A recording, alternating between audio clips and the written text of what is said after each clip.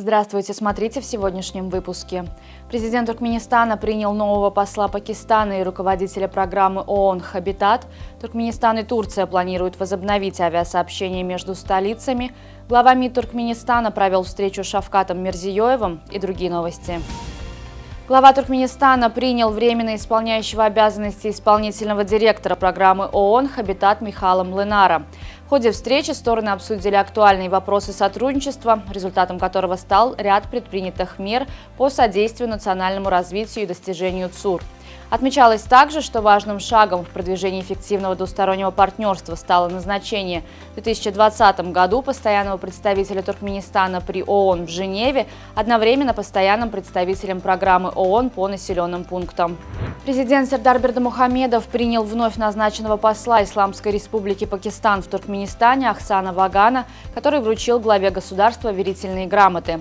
В ходе встречи состоялся обстоятельный обмен мнениями по широкому спектру вопросов многолетнего продуктивного сотрудничества в различных отраслях экономики, прежде всего в топливно-энергетическом секторе, сферах транспорта и связи. В ходе презентации недели туризма Турецкой Республики в Ашхабаде посол Ахмед Демирок заявил, что в ближайшее время будет проведена работа по запуску прямых авиарейсов между Анкарой и Ашхабадом. Дипломат подчеркнул, что это станет важным шагом в укреплении транспортных связей и всестороннего сотрудничества между двумя странами. Президент Узбекистана Шавкат Мирзиёев принял министра иностранных дел Туркменистана Рашида Миредова на полях второй встречи министров иностранных дел стратегического диалога «Центральная Азия» Совет сотрудничества арабских государств Залива.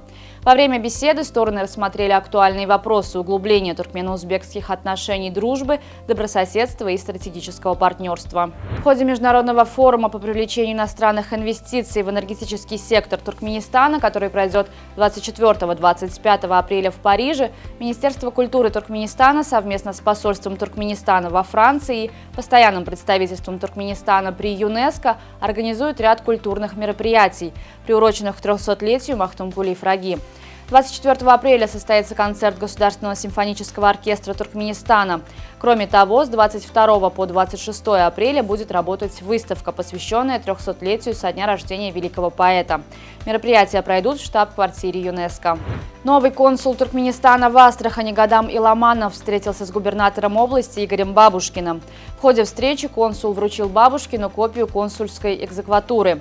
Губернатор Астраханской области поздравил Иламанова с назначением на пост консула и пожелал ему успехов в деятельности, направленной на развитие туркмено-российских отношений. Волонтерская деятельность в Объединенных Арабских Эмиратах становится все более популярной среди людей со всего мира. Это не просто возможность сделать доброе дело, но и шанс получить золотую визу – вид на жительство в стране на срок до 10 лет. Во время масштабного пожара в здании Копенгагенской фондовой биржи, одном из старейших в городе, датским спасателям удалось вынести из огня картину с Копенгагенской фондовой биржи кисти Педера Северина Кроера. Для эвакуации монументального полотна размером 2,5 на 4 метра потребовались слаженные действия 5 человек. Картина, написанная в 1895 году, представляет собой групповой портрет биржевых служащих. Женская сборная Туркменистана до 18 лет выступит на чемпионате Центральноазиатской футбольной ассоциации КАФА-2024 по футзалу, который пройдет с 19 по 28 апреля в Душанбе. В турнире по круговой системе помимо команды Туркменистана примут участие сборные Таджикистана, Ирана, Узбекистана и Киргизстана. Победитель будет определен по итогам набранных очков. Футболисты французского ПСЖ одержали убедительную победу над испанской Барселоной в ответном матче четвертьфинала Лиги чемпионов. Матч проходил на Олимпийском стадионе в Барселоне и завершился со счетом 4-1. В составе победителей отличились Усман Дембеле, Витинья, Килиан Мбаппе, который забил 2 мяча.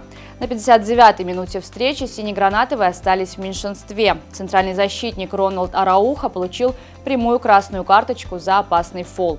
Благодаря этой победе ПСЖ вышел в полуфинал Лиги чемпионов. В другом матче игрового дня дортмундская Боруссия добилась крупной победы над испанским Атлетико со счетом 4-2, который позволил ей выйти в полуфинал турнира. На сегодня это все. Желаю вам хорошего завершения дня. Увидимся завтра. И не забывайте, что Туркменпортал – ваш самый надежный источник новостей.